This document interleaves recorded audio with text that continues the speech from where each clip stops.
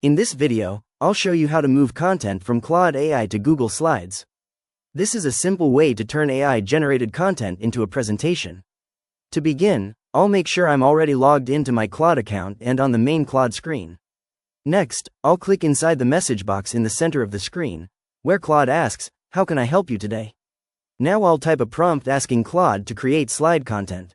For example, I might type, "Create a 10-slide presentation about digital marketing." After typing the prompt, I'll click the Send button. Claude will generate slide content, including titles and bullet points for each slide. Once the content is ready, I'll highlight the text and copy it. Next, I'll open Google Slides in my browser and create a new presentation. Now I'll add a new slide and paste the content into the slide. I can repeat this process for each section, organizing the content into separate slides. I can also adjust the layout, design, and formatting to make the presentation look better. Once everything is set, I can copy or download the content and finalize my presentation in Google Slides. And that's it. I've successfully moved content from Claude AI to Google Slides.